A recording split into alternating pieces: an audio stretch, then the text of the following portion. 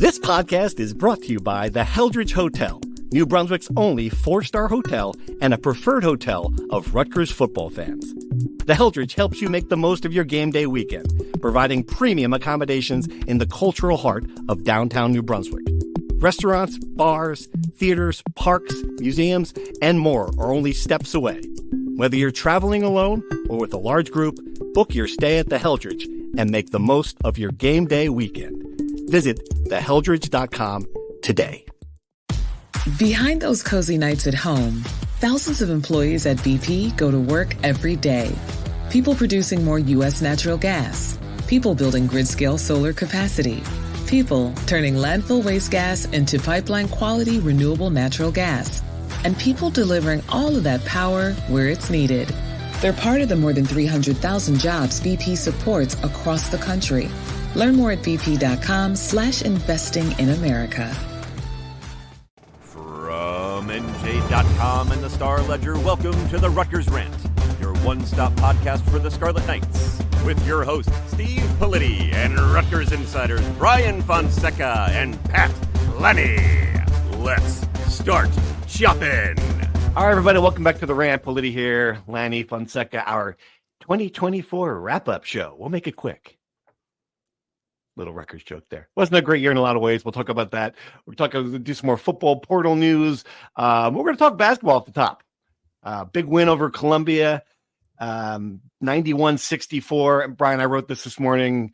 Told you this last night. The analysis and just watching it. If you just teleported in and you caught your first game last night, and then you dove into the message boards or the Discord or talked to some people around the team, you'd be like, wait a minute, this team might not make the NCAA tournament. It just seems absurd. Like, they just put on a show. They're obviously, they've got two of the best players in the world at that age, and Ace Bailey, Dylan Harper, triple-double, distributed the ball well, didn't turn it over, played well in defense. They did everything right in that game. So the question is this: did the light bulb go on, or did they just play Columbia on a Monday night? We'll see in Bloomington on Thursday. But to your point, aside from PJ Hayes and Zach Martini going 2 of 7 on threes, no, 1 of 7, sorry. Everything else was exactly what you would hope for in the preseason. Dylan Harper distributing the ball, scoring, doing everything they could possibly want out of him. Ace Bailey hitting mid-range jumpers at will, standstill three-pointers, unguardable defensively. Mm-hmm.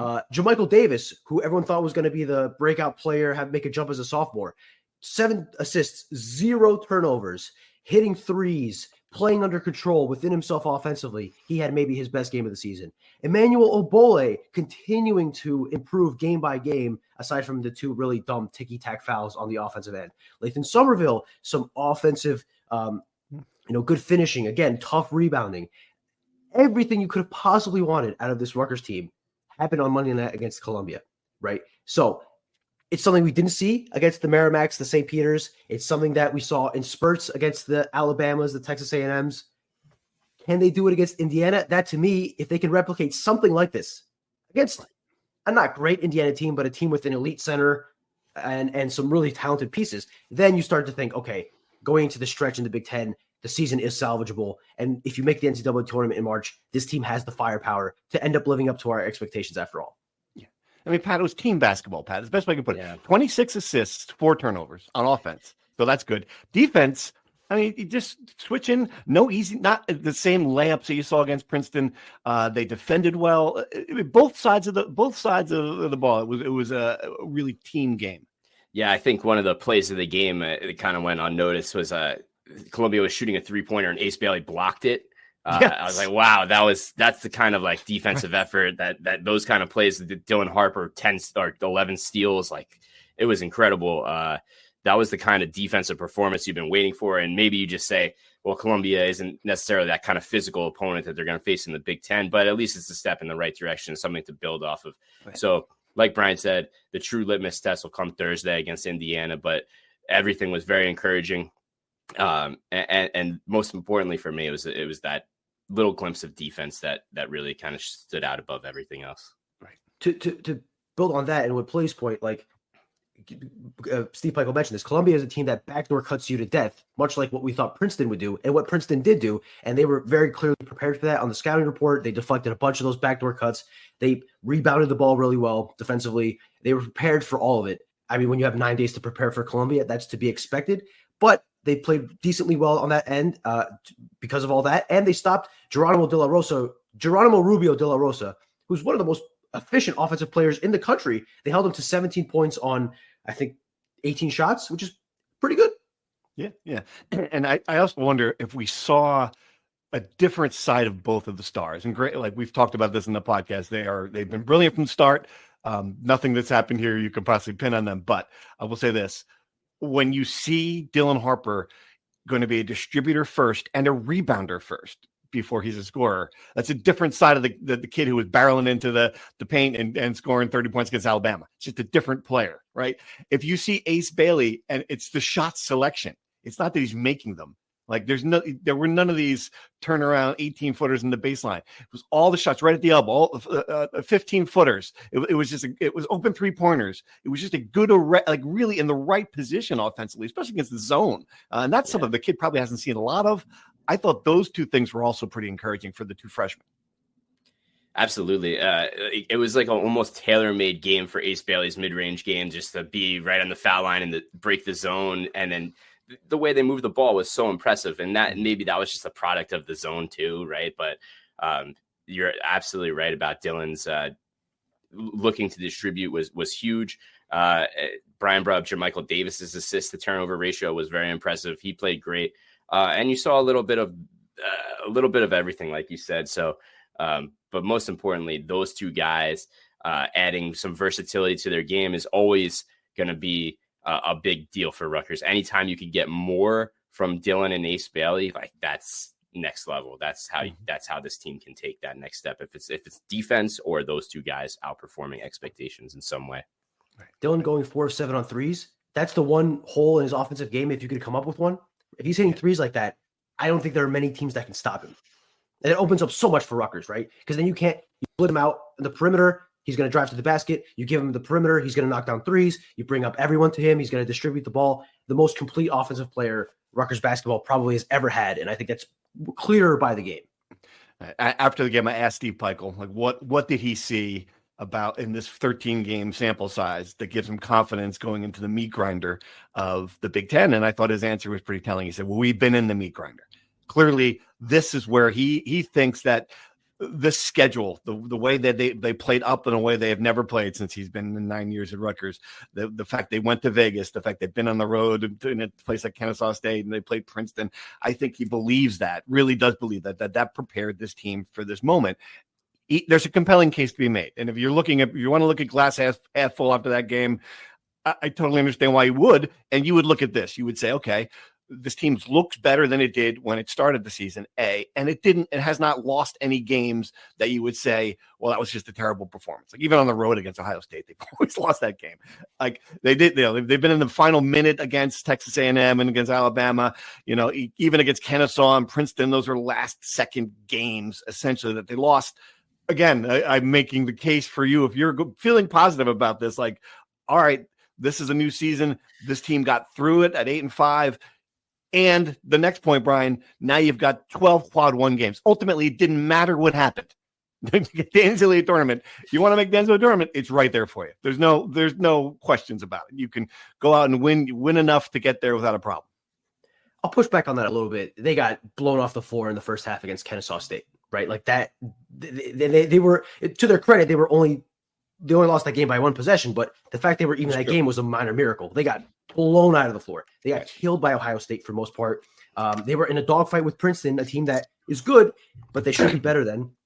And ultimately, their only win outside of Piscataway is an overtime win over a mediocre at best Notre Dame team that they almost lost, right? So not to be the half-class empty guy, as I usually am. But that's it. That's a good point. That's absolutely true. Yep. Now, listen, there's value in going through the meat grinder and having that experience so that you're not caught off guard. Your first major road game is in Bloomington against the program that hates you, essentially. Indiana fans must be sick of Rutgers, sick of the Harpers. I can't wait to hear all the creative things they're going to say to Dylan Harper, who they at one point probably thought they could land. But all that experience is for naught if you don't go out and win the games, right? That is ultimately the point here, right? Rutgers has done what they should do so far at home. They've held home court. They've won all the games they should. And that is the foundation of building a resume. Now you got to continue to keep doing that in Big Ten play with some major challenges coming ahead in Wisconsin, Purdue, and UCLA. Probably have to win 2 of those, at least 1. And then the next step there to make up for the non-conference lack of road wins is you got to pick off some of these road Big Ten games. You got trips to, Indiana coming up now. Then you go to Nebraska. You got a drivable game to Penn State. Maybe you sweep them. Northwestern. Like, these are winnable road games. You got to start stacking those up early. And then we can start talking about, it's one thing to have the quad 1 opportunities. It's another thing to take advantage of them. And I think they got to start doing that sooner rather than later. Yeah. How many of these games will Rutgers be underdogs in, like legitimate underdogs in the Big Ten? That's kind of like the big question for me. Like, when you got those 2 guys, you kind of feel good about every game mostly, right? Like, you feel good about being in every game, I guess. You feel good about winning every game. It's a different question, I guess. Yeah. I think most of them, right? I mean, at this point, the Vegas lines obviously come out a day or 2 before every game. I don't know that right now. Ken Palm projects Rutgers to be an underdog in every game aside from USC and Minnesota, which are the only 2 quad 3 games left, and games that Rutgers absolutely positively has to win. Right. I'm shocked by that. Yeah. Wow. That is quite a number. I mean, let's look at this first. And you said, do you think Rutgers has to pick off at least one of these first 4? I think you got to win 2 or 3 to even feel like you've got a chance. You got at Indiana, and then you come home for what I think is really just the crucial stretch. Wisconsin, ranked 21, Purdue, UCLA. You got to win 2 of those games. So if you get Indiana and you come back and you win 2 out of 3 at home, all right, then you're talking. You're 3-1 in the Big Ten. You're in a good position. Like, if you come through that 2-2, you're teetering. If you're 1-3, I think you are spending the rest of January chasing this thing, and the pressure's gonna build. Brian, do you agree with that analysis that of that 4-game stretch, you got to come out of that in pretty good shape to feel good about this? I think 2-2 is the bare minimum to feel like you're, treading water, right? Where things don't get worse. I think 1-3 doesn't. Again, it's not going to hurt the resume, right? Because these aren't losses that are going to tank you, but you're running out of opportunities to build a resume, right? At some point, the gear's got to get going. So I think if you're 1-3, if you're 0-4, then you really got to start preparing for the NIT or the CBI or whatever other tournament there is. If you're 1-3, you start feeling a little panicky. You're 2-2, you feel okay. You're 3-1, you feel like progress is moving along. You're 4-0, you're really swimming here, and you're thinking like, okay, the season is back on your expectations are back, the non-conference is overcome, and you feel like the NCAA tournament is probably going to happen. So I think, again, to bare minimum 2-2, very doable, right? I don't think any of these teams are like juggernauts this isn't number 1 Purdue we're talking about. These are all 4 winnable games, at least if you think Rutgers is the team you think they are. And the pad, it goes from that. And it's really funny where the schedule pads up. Then you're not at the rack for 2 full weeks. You're at Nebraska, at Penn State, in the Garden against Michigan State, and at Northwestern. And those 3 road games are against teams that are going to be thinking, if we don't beat Rutgers, we're not going to make the NCAA tournament. Like, it's going to be the complete desperation moment of like, there's some jerk off on a podcast in Lincoln, Nebraska, saying the same thing. Well, we got to get this one against Rutgers. Like, this is the same thing. Yeah, and we know how the disparity of Rutgers at home versus on the road. So that's a big deal. It's almost like bubble watch starts early. History says that Rutgers isn't a great road team, but anything could happen in these games. But you're absolutely right. Some guy out in Lincoln, Nebraska, is going to be looking at Rutgers, and this is the must-win game on our schedule. And rightly so. 3 guys in New Jersey are saying the same thing. Same thing. Yeah.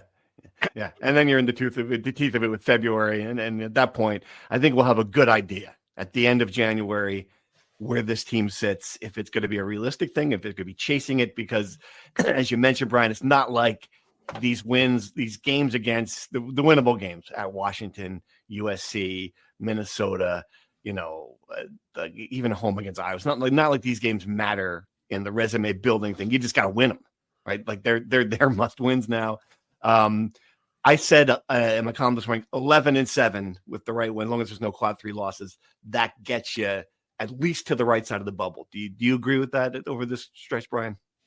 Yeah, so I would say January is about building the resume. I would say February, for the most part, is about maintaining that resume. I think that's kind of just the way. I mean, it depends on where you sit at the end of January, but that's kind of how I'm looking at it now.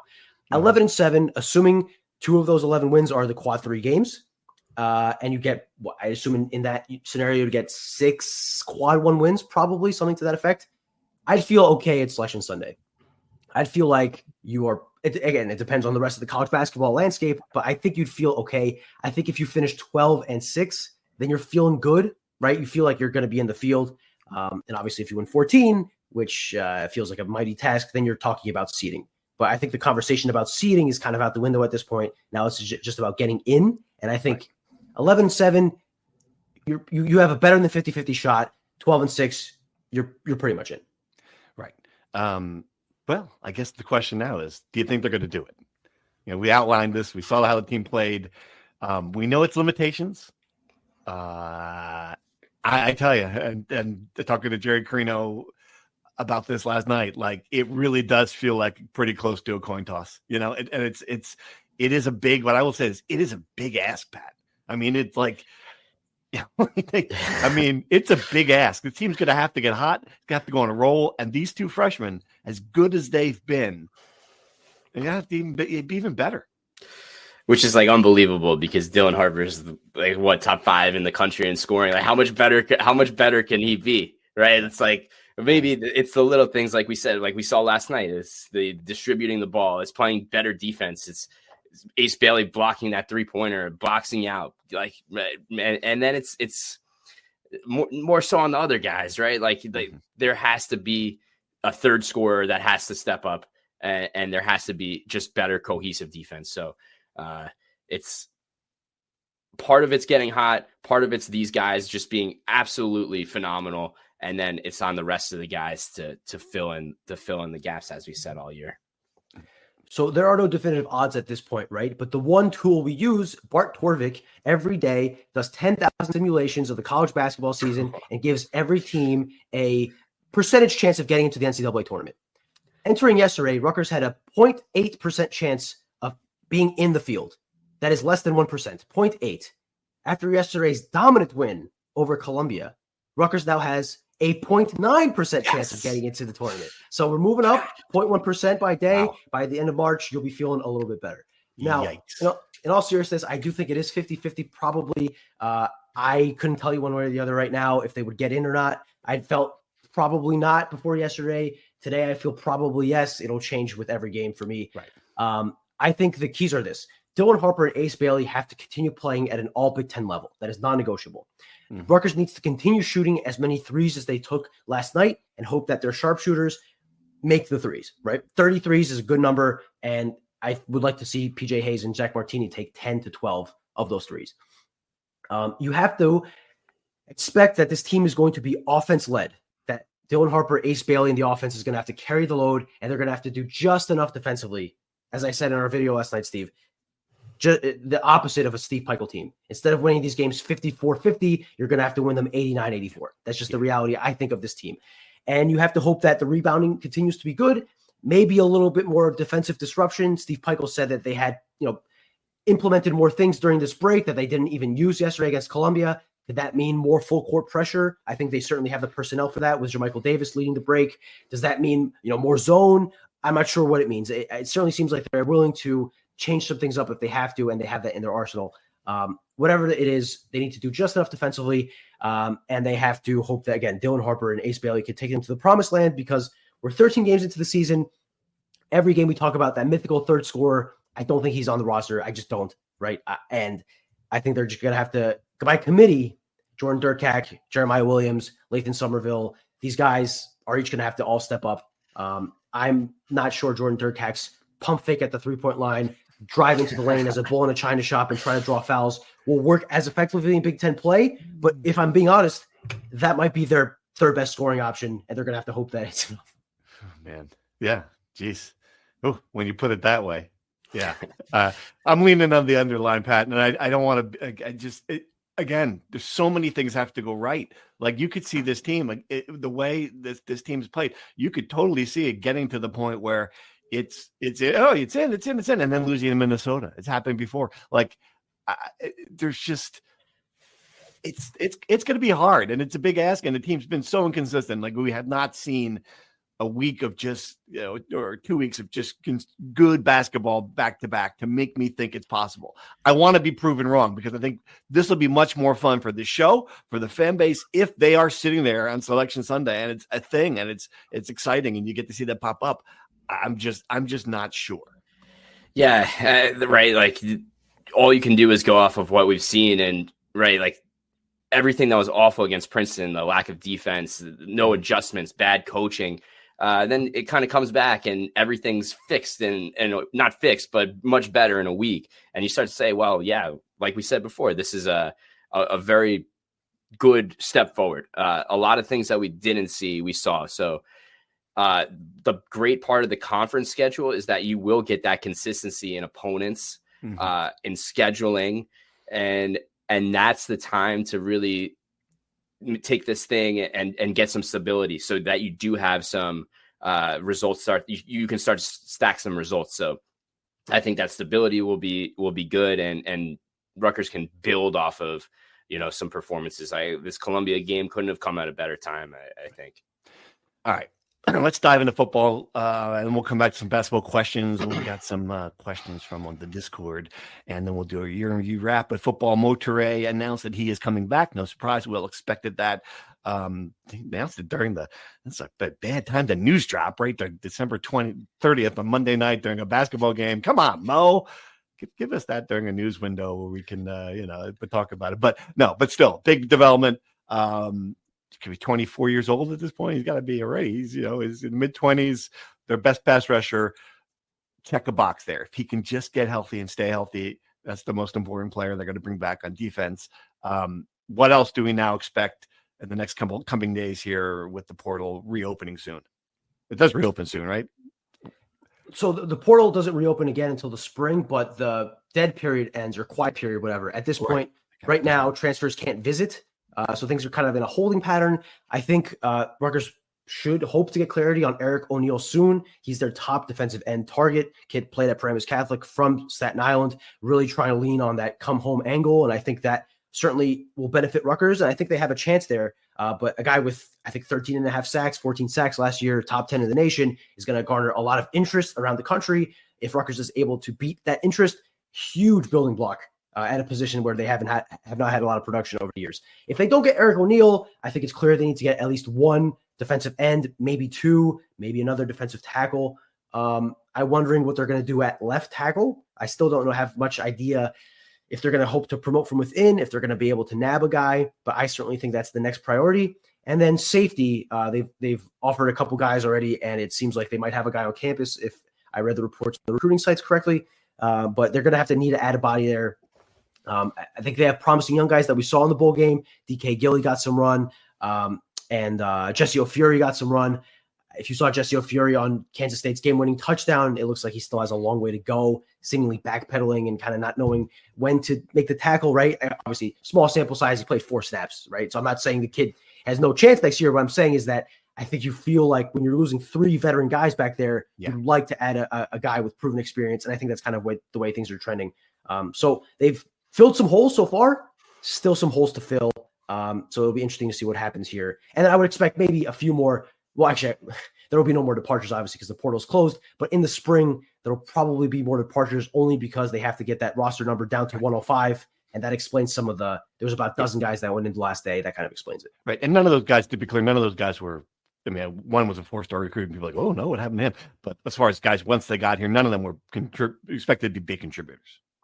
Not next year. No, a lot of them were young guys, and a couple of them were guys that were in the program for 2 to 3 years that you could kind of tell really were on the path to get into the 2 deep. And with Antonio White, the 4-star highest ranked player in last year's class, I just think it kind of wasn't a fit, right? I think you kind of figured that out after a year. I think it was best for both sides to kind of go their separate ways. And sometimes it happens. I mean, Rutgers has had, it's a few years now that they've had at least one 4-star in every class that kind of just hasn't panned out. This year was Antonio White. A couple years ago was Kyrie Banton. Anthony Johnson, for personal issues, didn't work out either. So I don't think that's an indictment on Rutgers. That's just kind of the way it works, right? You're not going to hit on every recruit. And then obviously there's the injury angle with Jacob Allen, who was supposed to be the 4-star offensive line of the future. Freak injury ends his career. So Rutgers has had some bad luck on that end, but I just think it didn't work out. I don't think it's an indictment on Greg Schiano, as some people want to say. Just a situation where, again, things just didn't work out. Pat, if you had to give one, if O'Neal comes, if you had to give me one guy, one position to get out of the portal, what would it be? Wow. I think you're still missing that anchor offensive lineman to replace Holland Pearson. I think it's such an important position. I feel better knowing you kind of have some guys that could maybe slide over, right? Tyler Needham should be back. He could probably hold it down at left tackle. But I think that's such a premium position that would be my answer. Yeah, finding some stability. Right, we're going to talk about this offense and how its potential for next season and being a big time passing offense. Right, you need someone to protect the blind side too. So just a really important position.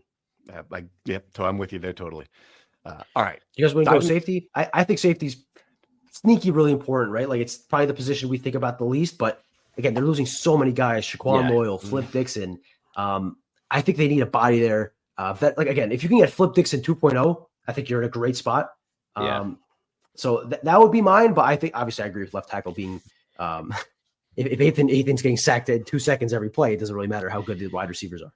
Yeah, and no, I think safety is really that was coming in. I remember in the summer writing so many times, like, look at how many snaps these guys have played in the secondary, and not just at safety, right? You had Longer Beam. Eric Rogers was coming off a year as the third corner. So while I feel like they have some pieces in place at cornerback, Kaj Sanders had such a great freshman year at safety. He'll be a key building block. But I just think the premium position is left tackle if it's not defensive end, which is that production's been awful too. Right. All right, let's take some questions. We had some good ones from the Discord and from Twitter. If you haven't joined the Discord, my advice to you is to not join the Discord. Or you can have my spot in the Discord. I'm kidding. The Discord's a work in progress. What surprised me about the Discord, fellas, check me if I'm wrong, I thought people who joined it would, what's the word I'm looking for, would like us, maybe? I thought that would be a prerequisite. I mean, you watch the show, you want to engage with us, you understand that it's not going to be rose petals and flowers, that there are other places to go if you want nothing but unvarnished, happy Rutgers content. If you want three guys who give their opinions, whether they're winning or losing, and don't try to sugarcoat stuff and don't blow smoke up your butts, that you would come to our Discord and we'd have a conversation. But apparently some people just want to be just can't help themselves. The thing is that I would guess that 90% of the Discord does like us and enjoy our content, but much of them don't engage. There are a lot of lurkers on the Discord, which is perfectly fine, but that exacerbates the 5 people or 6 people who cannot help themselves and just have to say, what, you guys wrote a story about them losing a game? What is wrong with you, Rutgers haters? You guys stink. Those guys stick out like a sore thumb. I was walking to the press conference yesterday and some guy taps me on the shoulder and he goes, "Hey, only good stories today, all right?" I'm like, "Yeah, okay, sure. They won a game, all right, good story." Hopefully that guy's enjoying the Discord. Only good stories. No. Everyone that criticizes us can write a dissertation on journalism and ethics and all this good stuff. So I'm looking forward to reading all those. You don't have to. This is the thing. You don't have to. We're okay with it. This is what we are. If you don't like it, that's okay. A lot of options for your consumer, for your free time. I can show you. I discovered a game on my phone where you can play solitaire with words. You can do that. This guy. Do that instead. This guy. Questions from the podcast. We did have a discussion in there, and I got a question about this in the podcast discussing the injury thing, which I just so you hit a point when you hear the injuries, we had all these injuries. So I in the Discord, when someone asked this question, were you trolling when you said in the Discord that the coaching decisions had just as big or bigger impact on football's record as injuries? If not, I'd like to hear you expand on that one. If they won't yank your credential. A little trolling a little bit. I don't think there's any question that injuries were the biggest factor for this team not meeting the high level of its expectations. I don't think any question.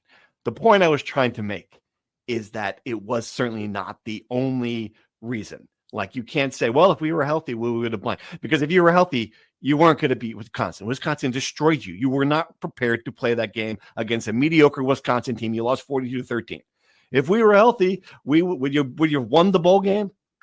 I don't know. You were going to catch. And again, I mean, that's not coaching decision, but it's also not injuries. I think you would have lost that game. You weren't going to beat Southern Cal healthy. You didn't have the players to run to cover those receivers. They would have, if you scored 68 points, they would have scored 69 points. It's like there's no. So the point I was trying to make was there were as many things. I didn't even mention the Illinois game. You would have won that game if not for a coaching decision. You would have won it. So you can't, again, maybe you would have been up by, if you're healthy, maybe you would have been up by 21 points. I get that too. The point I was trying to make though is that it was not the only reason you were 7-6. You guys agree with that? Yeah. Listen, it took like the luster out of the season when these injuries just kept stacking up, right? But to say like they didn't win these games because of injuries, well, a lot of teams have injuries and they have depth or they make adjustments. They change philosophies. Rutgers did pretty well despite all these injuries. So I don't know. I would say it's a solid excuse that just kept being played over and over again. But there were definitely moments where Rutgers could have beat Kansas State, right? Like it's not like the injuries held them back in that game. Illinois, right? Like Wisconsin, as you said, just complete unprepared. So a little bit of just where to point the finger is kind of what this whole season ultimately became. And I still don't know that there's really one thing to say, because at the end of the day, my point of view is that they got back up and won 3 out of the 4 and almost won the bowl game. So listen, I don't want to blame the injuries. I don't want to blame the coaching. I think it was just some lack of execution, some other things. Like, to quote the big man, every game took on its life of its own, and some of them went the other way. There should be a mute button on this, like around the horn for that. That's the around the horn negative right there. So I think the bowl game exemplifies the fact that it's some of both, right? Like life is gray and there's no one reason. But so Rutgers gets eviscerated defensively in space. They cannot keep up with the speed. And part of that is because if they were healthy, they have Mo Toure and Tyrone Powell, maybe one of the best linebacking cores in Big Ten football, playing for them, right? Instead, Mo Toure obviously is out for the year. Tyrone Powell is playing with half a leg or whatever injuries he's dealing with, and he's about 2 steps slow, right? So that, to me, in that game, in UCLA, for example, having 2 healthy linebackers would have made a world of difference. Even USC to an extent, I agree they wouldn't win that game, but it would clearly make a difference. So that, to me, is solid proof of injury. Now, it's not injury's fault that Rutgers just refused to throw a screen pass against pressure in the second half against Kansas State. Greg Schiano told me 2 days before that game that Jashawn Benjamin has the greatest hands he's ever seen in a running back, yet he caught 1 pass, right? Like, Kirk Shiraka, headset, even without the headset, even being on the sideline, could have just called a screen pass to Jashawn Benjamin, and he probably had acres of space to run into when Kansas State is sending 8 guys towards Ethan Kaliakmanis, right? So that is clearly a coaching decision. Illinois was clearly a coaching decision. So I think it's a mix of both. Greg Schiano said that if they were moderately healthy, not healthy, moderately healthy, this is a team that could have won 9-10 games. I certainly see in a world where everything goes right, this team winning 9 games if they're fully healthy. I think they would have beat UCLA with a healthy linebacking core. I think they would have had a shot at beating Kansas State, albeit they probably would have been in a better bowl game if they were fully healthy. So I got a little FOMO watching the Illinois fans celebrating the Citrus Bowl yesterday, not going to lie. But this is all coulda, shoulda, woulda. I think if I had to pick a side, which one more to blame, I would say injuries, right? Because ultimately it's the players that play and they're the ones that execute. And when you have worse players on the field, it's harder to be a better coach. But it would be, that would be letting the coaching staff off the hook, because I do think there were clear issues between the timeout, between some conservative offensive play calling in second halves of games, notably in the Kansas State game, that impacted the season clearly. I think my problem is that there's been a lot of coulda, woulda, shoulda in Greg Schiano coaching history at Rutgers, and I think I've got whiplash from that over the years of hearing it. And I just know, and I'm predicting this, and we can put this clip if they're 10-2 next year, call this out and say that I was a jerk and I was wrong. But it's going to be, we were young. Next year's going to be, we're a young team. It's going to be, the schedule. We played 3 teams in the playoff. Like there's always something at the end of a Rutgers season oh, we bounced back from 1-5 in 2007. Like there's always some narrative that comes to the end where you're like, oh, look, we're still 7-6. We're still like, oh, so I think that's where my viewpoint coming from, where I wonder if this is where it's going to be. And people who said the other side of it, people who are like, well, it could have been down here. Well, yeah, of course, I get it. Like that was the bare minimum of hiring Greg Schiano. The one thing you knew when you hired Greg Schiano was it was not going to be here. It's not going to be down here anymore. Like that was when people were like, why would you bring him back? He didn't do it the first time. Because you were here. Like you were Chris Ash. You were 2-11. You were an embarrassment to the university brand. Like, yeah, of course. Yeah, this was the jump. This was always good. He was always going to get it here. The question was, could he get it to here? And I don't know. Like this season to me, I still have great questions about that. So I totally agree with you there. I think you nailed it spot on. I am sick of hearing about, remember Chris Ash? Or beyond that, right? Like not being 2-10 is no longer a bar for success. The injuries help explain what happened. The coaching decisions explain what happened. From a big picture point of view, I think this is clear. The fact Rutgers went 7-6 in a season where they played the easiest schedule they will ever have in the Big Ten, so long as they are in the Big Ten. I cannot imagine they will have a schedule as light as the one they had this year. To go 7-6, the same record you got last year with negative quarterback play against a much harder schedule is a massive disappointment to me. I just cannot reconcile any other reality that this season could have been something special. It really could have. And I think that when they're 4-0 after beating Washington, the path was right there. You saw it. I can't think of any other way to view the season as less than a massive disappointment and a season that, again, much like I think you mentioned, right, 2007 or 2008, where they start off 1-5 for 20. It's been 20 years now almost, and people are still thinking what that season could have been because of how talented they were. I think 20 years from now, we're going to be looking back at 2024 and saying, could have been something, man. Could have been something. You're not wrong. All right. Questions about the coordinators. Is there any universe in which defensive coordinator for Rutgers in 2025 is Greg Schiano, or is Greg past the point where he'd ever take that role on again? He can't take that role on again. He is right now. He's the general manager who spends half his time raising money for the team, and that's not going to change. Even it's going to spend half his time, doling out the money. We'll talk about the $20 million in a minute. There's just not enough time for him to be defensive coordinator. It'd be a terrible idea. I think he knows that. Did you watch the bowl game? Yeah, no reason. He was the defensive coordinator in the bowl game. His reading glasses, his Waffle House menu, defensive coordinator. That's what it is, right? And he had a month to prepare, and it's impossible because he's recruiting the portal, he's recruiting his coaching, he's recruiting his current roster, he's worried about building an NIL budget. He's got 10,000 things to worry about other than what Kansas State's going to run on 3rd and 6 in the second quarter, right? So I think there's no reality. If there were a million universes, I don't think there's one where Greg Schiano is the defensive coordinator. Yeah. I don't know if you want to take this one, Pat, the offensive coordinator question. With the development of playmakers on offense and the continuity of playing together again, what is the likelihood that Kirk Ciarrocca will expand the playbook beyond the six plays that are in there now? You guys are funny. Does Greg allow him to open up things a smidge next year? I love it. I think that's like a very real possibility. I really do.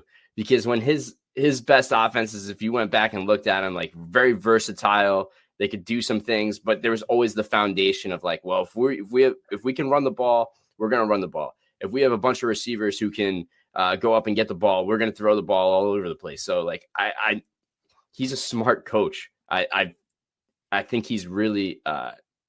It's more so. Is Kirk Ciarrocca going to be here long enough for this to play out over the year? Like he, what's his motivation at this point in his career? How many years does he have left? That's to me the bigger question of Kirk Ciarrocca. Like, will he open the playbook? I really do think he will. And what Ciarrocca promised happened, right? Like he said, it would go from here to here, and it did. It made a significant jump in his second year being offensive coordinator. I mean, it was a very good offense at the end of the season. It was. He'll be back next year. He signed a contract extension this offseason, so I mean, I would be shocked if he's not, back next year, obviously. And then I think with one more year with Ethan, getting more comfortable in the system, they already are very comfortable with each other. That obviously, the better your quarterback is, the more things you can do. The wide receivers are really good, and I think they found something with those 4 wide receiver sets after the bye week. That's really encouraging. And then obviously you add a tight end in Colin Weber who can catch the ball. Now you have him and Kenny Fletcher as two options there. So I think that opens the playbook a bit. And then CJ Campbell, a guy who can catch the ball out of the backfield effectively. So the pieces will be there. I'm not as confident as Pat, only because this is Greg Schiano coaching this football team after all. And I'm not sure how much they want to expand beyond their pretty conservative mindset, but I think the tools are certainly there. And I think Kirk Shiraka is a smart enough offensive mind that if he wanted to expand it, he could. A quick, but I missed this one on the defensive coordinator. A quick one. Anthony Campanile was a name floated around for defensive coordinator when Shannon was brought on board. Any thoughts on him as a potential option? I think he's an NFL guy now. I mean, he's with Green Bay now. Is that correct? He's up there. I mean, he's like, I would be surprised if he comes back to college coaching. I don't think guys want to make that jump in the opposite direction. But yeah, he's really established in the NFL. He was with the Dolphins for a while, had some like very viral clips of him in meetings during Hard Knocks, like bringing that North Jersey attitude. And just think about this, like it didn't work out for his brother with Greg Schiano. Why would it work out well why would Anthony want to be a part of it? So I think it's a great name. He's been at Rutgers. He played at Rutgers, always a popular candidate, but I think he's doing well right now. Right. Anthony Campanile is turning into Brad Stevens. Ever since Brad Stevens left Butler, every time Indiana has one loss, everyone is putting a photo of Brad Stevens on Twitter, hoping he'll be the next head coach of the Hoosiers, right? Like, I think we're beyond the point where Anthony Campanile will ever be at Rutgers. But I'm sure, like him, like Tem Lukubu, every time Rutgers has an opening at defensive coordinator, those two guys are going to be top of there you go. Top boards forever. All right, basketball questions. Wasn't it a real expectation all along for this basketball season for how it's going? They're relying on two admittedly talented freshmen and surrounding them with mostly non-Big Ten caliber starters. Then throw in the fact that Peichel has never been a strong offensive coach. Not sure anyone should be surprised. Disappointed? Yes. Surprised? No. Make a strong point. I mean, I guess I think I'm a little surprised. I thought they'd be better. Thought they had the talent there. I will say this, like, I do wonder, Brian, if Steve Peichel could have a mulligan in the portal and make a couple of decisions there a little differently with the not just the specific players he chose, but the types of players he chose, if he would do so. Does he also have a bigger NIL budget to work with, or is it the same? Because if it's the same budget, I'm not quite sure how much different they can get, right? They can't get a center unless they had a lot. Well, this drives me crazy, though. There's got to be if you had said what you could have showed, like the ghost of Christmas is yet to come could have come there and showed some of these donors that, look, this is what's going to happen if we don't put some money together. We're not talking about $20 million. We're talking about like $1 million. Couldn't find $1 million to get a better front court for this team. I agree with you. The lack of NIL funds for this team in particular is already a failure, right? Like, no matter how it works out, the fact that they didn't have the money to do it for this team is a failure. Yes, I agree. Would he get a mulligan and probably get a better on-ball defender rather than a second three-point shooter in Zach Martini, PJ Hayes? Probably, right? I think so. But you got what you got. Listen, is it surprising in hindsight? No. Could I have come on this podcast in September and said, guys, I don't know about the roster construction without the entire Rutgers fan base calling me a hater and a fraud and, a guy, the most negative person on earth? Of course I couldn't, right? So obviously it was impossible to say those things in September. But when you consider the fact that they didn't get a center, the fact that none of these guys they got can really defend, they got some bad luck with Tyson Acuff breaking his foot, right? Like, we got to be honest there. It's unfortunate, right? I'm not sure how much of a difference it would make, but the kid broke his foot at Rutgers, right? It's not like they knew he had a broken foot. I think that's worth mentioning. But yeah, is it no matter what, even still, they have two freaking NBA guys on the roster. They have the best freshman in the country. They have the best shot making freshman in the country. They have two of the best players in the Big Ten. They have two all Big Ten players. They should not be 8-5 going into the Big Ten restart. I don't care how bad the roster construction is. They have two of the best goddamn players in the freaking league. All right. Fair point. I'll leave it there. That's good. This is a funny one for a question about basketball. Rutgers is 0-3 in games played before 1 p.m. Eastern and 8-2 in the rest. From an analytical perspective, 4 of the 5 worst performances this season were day games. How do we tell Pike to brew up an extra cup of coffee in the AM on early games, or should we just accept that we are nocturnal? Look, if this is the case and you guys are nocturnal, you're in great shape. You're in great shape. If this is the reason, we found the reason. It's just Dylan Harper likes to sleep in. It's not his fault.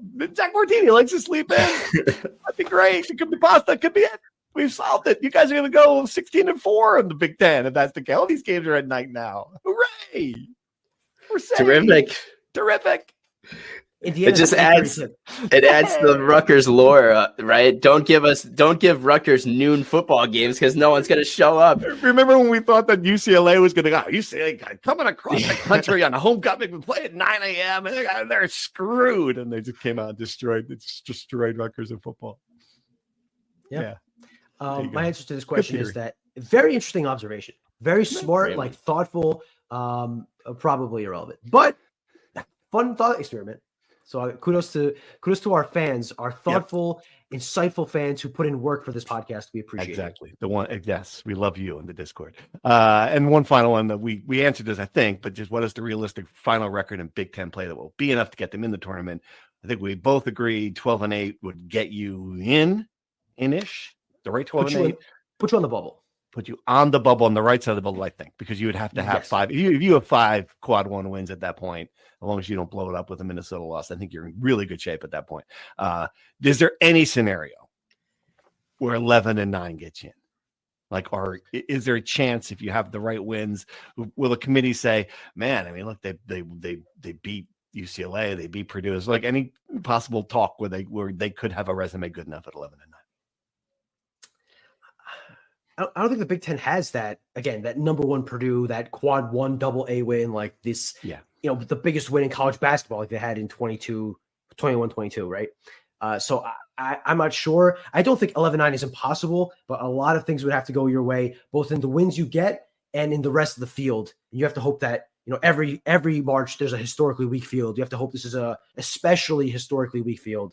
Or 11-9 is good enough to get into the Big Ten tournament. Just win this sucker. Just win the whole tournament. Interesting. Yeah. The one thing we've learned is not to count on, just get a couple wins in the Big Ten tournament. The committee's like already done with that shit at that point. They're like, the field is up there. They're not watching these games. Like the idea they're sitting there hanging on the result with the 2 names, Nevada and Rutgers, waiting for the cross one off. Imagine the selection committee, like, they're tracking like the bid stealers and Rutgers is out, but then comes in and wins the Big Ten tournament to steal the spot away from, George Mason or something. a second team out of the Missouri Valley. I love it. That'd be fun. Let's sign for that. That'd be incredible. Yeah, let's do it. All right. Last question. And if you gave us one and we didn't get to it, I apologize. Can you better explain the settlement in the courts occurs expected and how the $20 million will help us, since all major conferences will have the same and still have their usually deep NIL money? You asked Greg Shandle this question, I believe, just to make sure people understand. And if you don't understand, I don't understand. But the House settlement, the big case right now goes through. Rutgers will have $20.5 million to distribute directly to athletes. Universities are on the top level making those decisions independently. I've heard from a number of people that it's almost all going to go to basketball and football. Obviously, the breakdown is still a work in progress. Greg Shannon says he knows it. He's not going to tell us. Well, tell us about your conversation with Greg and how, and to the point about being that, is there a world where just $20 million on top of what Oregon already has $20 million from Nike? Like, will it matter? Right. So yes, Greg Schiano, I told him, like, Texas Tech's AD told everybody what the percentage breakdown is going to be. He's like, yeah, well, I know, but I'm not going to tell you, which is, fine, whatever. The more interesting thing though, is that, there is this idea that Rutgers with this revenue sharing is going to be the program that benefits the most out of anybody just because of their low NIL pockets. And you see their haul in the transfer portal and you start to think that has some validity. Greg Schiano pushed back on that a little bit because he said, you imagine these teams right now, like Ohio State. He didn't mention Ohio State specifically, but I'm saying, for example, Ohio State has $20 million in NIL on its football team alone this season. You think those $20 million are just going to disappear and it's only going to be, revenue sharing? No. I mean, Oregon, Phil Knight still wants to win a national championship. Ohio State still has the money. The NIL is going to be on top of that. the NCAA claims they're going to vet most of this stuff and try to make it legitimate NIL. Good luck to the NCAA trying to vet anything. Pretty soon, JUCO players are going to be able to play 2 years in JUCO, and that's not going to count towards their eligibility. Soon enough, you and I can come back to college and play in college sports if we wanted to, because there's going to be no rules because the NCAA doesn't reinforce anything. So essentially what's going to happen, assuming it's going to, probably going to be approved, the House settlement, every program is going to have $20.5 million salary cap for them to distribute to athletes. And then the collectives, if they're still around or if there's another mechanism, whatever it is going to be able to distribute more NIL money on top of that. So for a program like Ohio State, they'll go from having 20 million in NIL to having 40 million total, 20 million in revenue sharing, 20 million in NIL. So I think part of this also, and I'll write this later in the week, I just didn't have time to do it, but I think part of it, just kind of rationalizing Greg Schiano's response, is that I don't think he wants Rutgers fans to think, okay, my hands are clean, I don't have to do any more NIL work. Yes. I think he very clearly wants the impression to still be out there like, guys, we still need your money. Do not let the coffers dry up because this is a help. It's not a solution. Right. Exactly. One thing that I've been trying to understand about this settlement as well is the aspect of the third-party independent accounting firm Deloitte overseeing NIL deals over, I thought it was like $500, so that if you are making any sort of money in NIL, this has to be reported now, and that's the NCAA's infrastructure to at least have some sort of enforcement of the rules. Obviously, history points one way how it's going to go, but that was supposedly the level. The idea for this helping Rutgers is that if everyone has at least this base level, that Rutgers is on that level playing field, and then that sort of quasi enforcement, if it happens, great. If not, it is what it is. We're back to square one. I don't think anybody knows how that's going to work, right? If it's going to work, right? I just think the idea is that there's no faith in the NCAA to do anything and enforceable here, right? Like I could certainly see a scenario. This is just me talking here, where they do have that third party accounting firm. They check all the deals, and some athletes sues the NCAA and says, you are putting an artificial cap on my earning power. Who says that this is not a legitimate NIL deal? Who is Deloitte to be the authority on this? And then they win the lawsuit because they win every lawsuit. And then that just kind of opens the floodgates. So maybe I'm wrong. Maybe Deloitte, pretty powerful company, which I think is in Phoenix. I'm pretty sure I flew over a couple of accounting firms in Phoenix. Interesting Wikipedia rabbit hole for me to go into later. But anyway, I think maybe they're big enough that they can help the NCAA enforce this, but it feels like way too much. I mean, you're talking 1,700 kids in the portal right now, right? Can they vet every NIL deal for every kid, right, that's signing these deals? Like it feels like way too tall a task. And I don't see a scenario where Ohio State isn't paying NIL money, Oregon isn't paying NIL money. It feels too much to ask for the NCAA. All right. Good job with the questions, everyone. Thank you very much. See you in the Discord. Promise it'll be happier in there. All right. Let's do really quick. We wanted to just end the year. We didn't want to spend a lot of time rehashing everything that happened. We talk about it. We've had 100 podcasts that talk about everything that happened. Year review was a tough year. Like a basketball team, if we're looking at year review, ended last year outside the NCAA tournament. This year, high expectations for football. We don't think the team necessarily met those expectations. And then there isn't really one, like in the past, there's been one team where you hang your head on. You're like, oh, but women's soccer. Oh, but field hockey. Really wasn't that team either, I guess, if I'm looking big picture. Rutgers, throw on the Pat Hobbs nonsense that distracted from what should have been a lot of happy days at the start of the season. I think I would put this as a pretty tough year overall. Could not agree more. I mean, pretty much nothing went right? Even like basketball season right now isn't over, but it's been a rough 2 months to start the year. The most anticipated season, academic year in 50 years starts with, again, the athletic director leaving in scandal, right? Like Rutgers just cannot stop shooting itself in the foot. So it's hard to not think 2024 as a year was not a pretty large disappointment. And you got to hope that the second half of the 24-25 season salvages it. Because you're right. Even the Director's Cup, right? Like a couple of years ago, that was the saving grace. And I mean, just nothing there. So hard to pick a positive. All right. Well, give me one thing. And give me one thing that you want to see for 2025 that would make it a positive. Let's each go through it. Who wants to go first? Around the horn here. Give me one thing. I'll start with something we brought up briefly. Thanks to that great question. I want to see an explosive offense in football, like a type of offense that just like, wow, we're scoring 40 points a game, throwing it all over the place. I thought that kind of excitement and the possibilities there. So I'll say that like an offensive team that spreads it out and just to go back to the quote that Shiano had at the beginning of the year that we're not Barnum and Bailey. I want to see Barnum and Bailey offense. As crazy as that sounds. Yeah. As crazy as that sounds. Sure.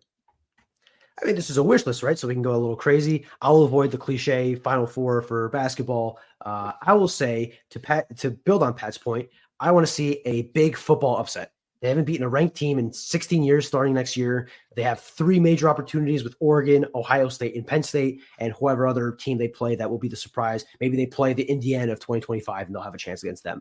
I want to see a big-time upset that this is a season that they might not make a bowl game. They could be a better team and not make a bowl game, but I think if you don't make a bowl game but you beat Ohio State, Oregon, or Penn State, that's a positive year in my book. I think that gives you a lot of juice in recruiting, and I think it gives a lot of juice to the fan base to feel like this program that may be feeling a little stagnant if they go, again, 5-7, 6-6, 7-6 again, you get that big major upset win, then all of a sudden Rutgers is the hot team, and you feel like, okay, maybe the results aren't getting better, but I should say that the record isn't getting much better, but the results, the play is all improving, and the program is moving forward. Right. Yeah.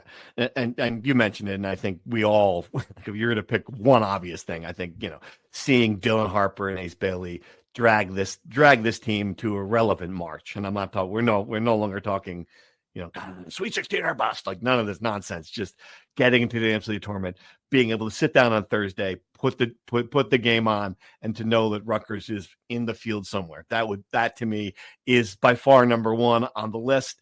I'm going to give, again, because that's so obvious, I'm going to go a little direction too. I want to see Rutgers come up with just some proof of concept for survival in 2025 in college sports. I want to know like that the distribution, the money, that there's a plan. And right now I don't want to say there isn't a plan. There could be a plan. There certainly has not been explained to us eloquently. I just want to know what's going to happen here over the course of 2025, that this athletic department's positioned to be not just a team in the Big Ten, but a competitor in the Big Ten, that it has an idea of how it's going to navigate a difficult, changing environment. And, that means what it's going to do leadership wise. I think there's a lot of questions there. If 2025 ends without that question answered, I think it's a major problem. So I want to see what that's going to be. And hopefully it's an answer that everyone goes, oh, okay, yeah, we got it. So that would be my pie in the sky with my obviously NCAA tournament, number one, and then just give me some proof of concept, number two. All right. That begins with the president and the athletic director, 2 really crucial hires. Obviously, athletic director goes without saying, but the president, Jonathan Holloway, was probably the most athletic-friendly president in modern school history. Hopefully you get kind of a guy along similar lines for the sake of the athletic department. And I do want to say, Sweet 16 or bust is still my mentality. I still think if they don't make a Sweet 16, it'll be a massive disappointment. Obviously, if they don't make the tournament, it's a failure of epic proportions. But I still think once-in-a-generation team, 2 NBA players, you got to make the Sweet 16 for it to be a success, no matter how bad the season started. I still think that's the expectation. That'll be my expectation through the rest of the year. But yes, if they make the tournament, I think everyone will be happy. At least breathe a sigh of relief. All right. Yes. Hey, everyone, Happy New Year. I hope you guys have a great big plans for the big New Year. I'm going to do the crossword puzzle and go to bed like I do every year. What are you guys going to do? Probably get hammered. All right. There you go, America. We'll be back after, I don't know when, sometime next week, probably talk about Indiana. We'll see how that game goes. Maybe there'll be an emergency pod before then. If not, guys, Happy New Year. Thanks for doing this with me. I've enjoyed every minute of it. To our loyal listeners, I wish you guys to have a great end of 2024, and hopefully 2025 is a lot more fun for Rutgers Athletics. Thanks. Thank you for listening to the Rutgers Rant. To participate in the conversation and receive live updates about the Scarlet Knights directly to your phone, sign up at NJ.com/insider.